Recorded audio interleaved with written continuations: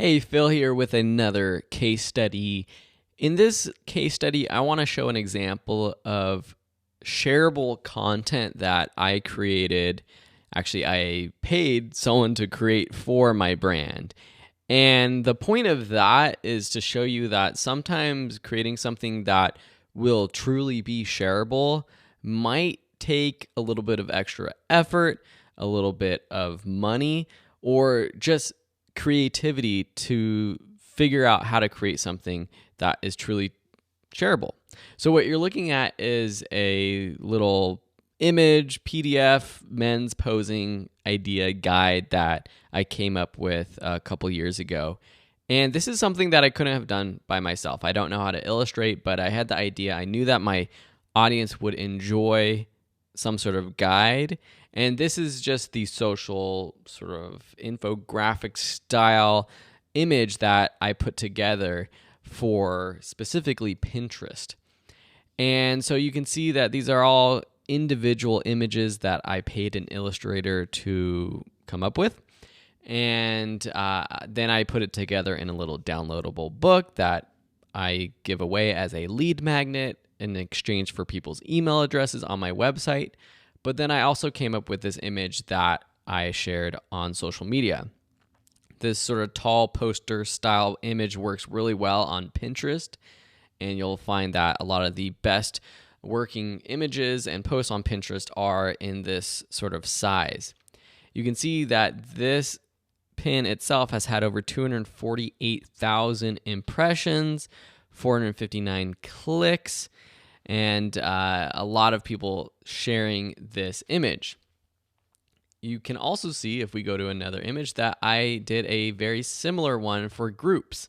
I also did one for women, I did one for children, and I did one for couples.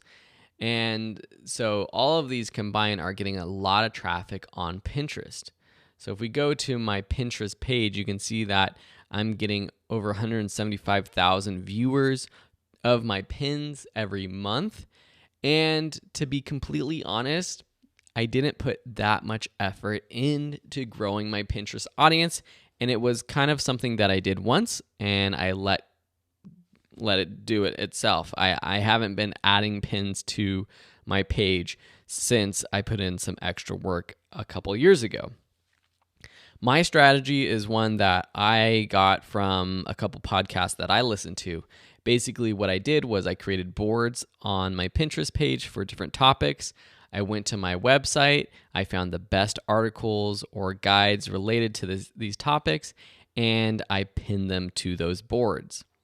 And so if you go to a specific board, for example, photography tips, you will find all of my pins related to photography. Now, there's not many. I actually even started with pinning other people's content to this board, but then I ended up just putting my own pins. Now, you can automatically see the most eye-catching ones out of these pins are these ones right here, the ones that I put extra effort into. Because these other ones, I honestly just pinned the article. I didn't make separate, unique images for Pinterest, which would be better. But I am lazy in that sense, and I just shared it. Yes, they do get some views. They would probably get a lot more views if I spent the time creating some sort of more shareable image or content like this. Now, if we go back and we see all of my pins, let's go back to my profile and see all of my pins. You'll see here are all of them, and combined over probably close to 300,000 impressions from these pins to date so far.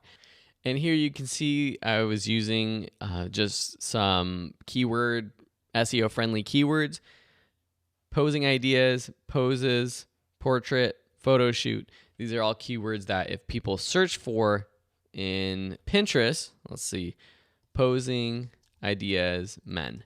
Let's see what comes up. Here we have my pin popping up as one of the top pins. And that's what you want.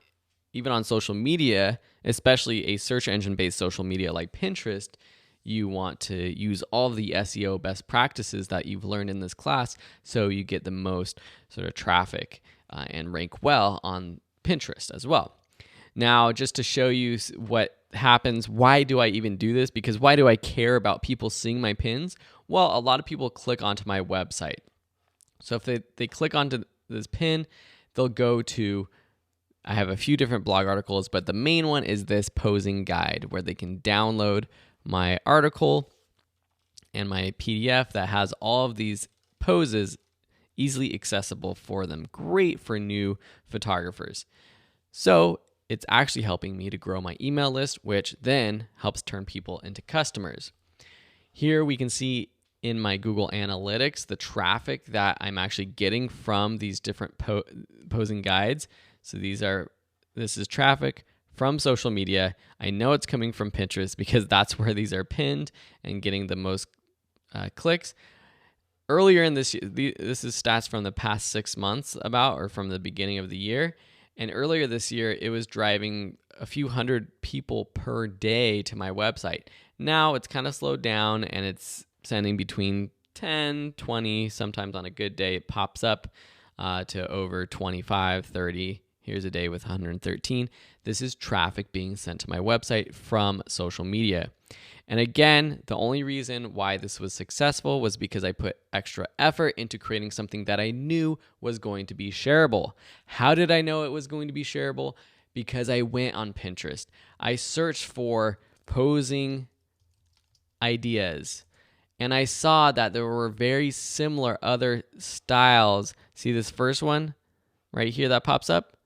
Very similar in the style of what they were actually doing. And I actually see I noticed this while I was creating this lesson. Someone went in, stole my work, and created a pin that is doing really well. They have 3.5 thousand followers. This pin is getting hundreds of views. So I've gone in, I've reported that. But another tip is to make sure you're going back and seeing, if you're not on the platform all the time, make sure you're going back and checking it out because you never know if someone does try to steal your work. But again, in doing my research, I saw this was interesting. I didn't know how to do this though. I didn't know how to illustrate. So I went on a website, upwork.com, hired someone for a few $100s to illustrate several different poses. And in return, I've created some pins and a post that has increased my email list by more than 4,000 or 5,000 subscribers, has gotten me tens of thousands of people visiting my website, tens of thousands of people visiting my Pinterest boards, and ultimately some of those people are going to turn into customers. So I just wanted to show you a real world example of shareable content. I hope this inspires you. And even if you don't have a budget to pay someone to help you create some sort of shareable content, you can use tools like canva.com or other ones that can really help you easily create infographics and other graphics that are more shareable. Thank you so much for watching, and we'll see you in another case study.